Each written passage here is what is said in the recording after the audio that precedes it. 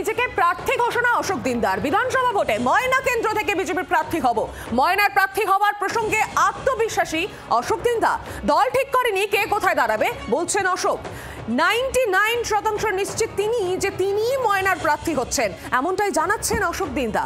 এই মুহূর্তে যে খবরে নজর রয়েছেন, তিনি 99% নিশ্চিত যে তিনি প্রার্থী হচ্ছেন ময়নার। আরো বিস্তারিত জানাবেন, সঙ্গে রয়েছেন প্রতিনিধি কিরণ মান্না। কিরণ, কি জানা যাচ্ছে তিনি 99% আত্মবিশ্বাসী যে তাকেই প্রার্থী করা হবে ময়না থেকে? হ্যাঁ, গতকাল একটি বিজয়া সম্মেলনের অনুষ্ঠান ছিল বিজেপির পক্ষ থেকে ময়নাতে। সেইখানে বিজয়া সম্মেলনীতে মঞ্চ থেকে বক্তব্য রাখতে গিয়ে এলাকার বিধায়ক, ময়নার বিধায়ক অশোক দিনদা, তিনি তার কর্মীদের উদ্দেশ্যে জানালেন যে দলের কখন কি ঘোষণা হবে সেটা পরের কথা। তিনি 99% তিনি জানিয়ে দিচ্ছেন যে তিনি ফের ময়না বিধানসভা ক্ষেত্র থেকে তিনি প্রার্থী হতে চলেছেন।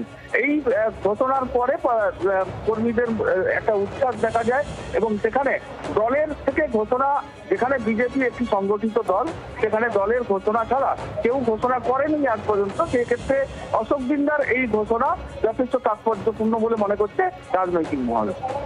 ধন্যবাদ কিরণ। এবার আপনাদের শোনাবো অশোক দিনদা, তিনি কি বলছেন, শুনুন।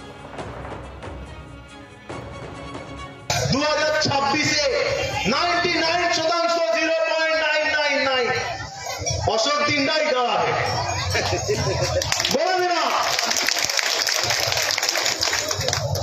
ভারতীয় জনতা পার্টি যদিও ঠিক নয় কে কোথা থেকে দাঁড়াবে, বাট আমি বলছি, নিজের থেকেই বলছি, 99.009% অশোক দিনদাই দাঁড়াবে, আমিই দাঁড়াবো।